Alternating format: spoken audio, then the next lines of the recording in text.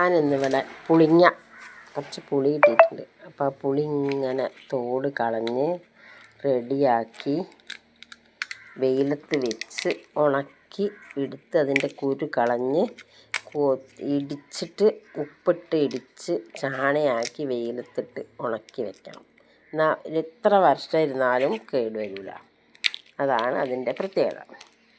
അപ്പോൾ അതിൻ്റെ ഒരുക്കത്തിലാട്ടോ ഞാൻ നല്ലോണം കുറച്ചേ ഉള്ളൂ, എന്നാലും ഉള്ളത് വൃത്തിയാക്കി വെച്ചാൽ നമുക്ക് നല്ല പുളിങ്ങിയ ചമ്മന്തിയൊക്കെ ഇരിക്കുക നല്ലതാട്ടോ. അങ്ങനെ വൃത്തിയാക്കി വെച്ചാൽ നമ്മൾ അങ്ങാടിയിൽ നിന്ന് വാങ്ങണതിനെ കൊണ്ട് നമുക്ക് ഇത്ര വൃത്തിയിൽ കിട്ടൂല. അപ്പോൾ ഓടക്കോലെടുത്തിട്ട് ഇങ്ങനെ ഒന്ന് കുത്തി റെഡിയാക്കി ഇതാക്കി അതിൻ്റെ തൊലി നല്ലോണം പോകും. എൻ്റെ കയ്യിൽ ഫോണാണ് കൊണ്ടത് ശരിക്കും പൊളിക്കാൻ വയ്യ കേട്ടോ. അല്ലെങ്കിൽ നല്ല സൂപ്പറായിട്ട് പൊളിച്ചെടുക്കാൻ പറ്റും.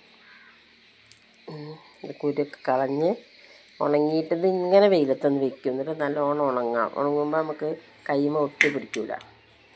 അല്ലെങ്കിൽ എന്താ പറയുക, ഇങ്ങനെ ഒട്ടിക്കൊണ്ടേയിരിക്കും. ഇത് കുരു കുത്തി കളയണം. കുരു കളഞ്ഞിട്ട് എടുത്ത് വെച്ചാൽ വൃത്തിയാണ്. നമുക്ക് ചമ്മന്തി അരക്കാൻ എടുത്തിട്ട് വേഗം ഉണ്ടാക്കിയാൽ മതി. അപ്പോൾ നമുക്ക് കുരുവൊന്നും ഉണ്ടാവില്ല. അല്ലാതെ നമ്മളിങ്ങനെ എടുത്ത് വെച്ചാൽ പിന്നെ നമുക്ക് അരയ്ക്കുമ്പോൾ ആ കുരു കളയണം. അതാണ് ഈ അങ്ങാടിയിലെ പുളിയോട് വലിയ ഇഷ്ടമല്ല. ഞാൻ എങ്ങനെയെങ്കിലും കിട്ടാൻ നോക്കും. അങ്ങനെ തട്ടി കൊടുത്താൽ വേഗം പൊളിഞ്ഞ് കിട്ടും. അപ്പോൾ ഞാൻ ഇതൊക്കെ നല്ല വൃത്തിയാക്കിയിട്ട് വെയിലത്തിട്ട് കേട്ടോ. അപ്പോൾ എൻ്റെ ചാനൽ കാണുന്ന എല്ലാവരും ഒന്ന് ലൈക്ക് അടിക്കാൻ മറക്കരുതേ.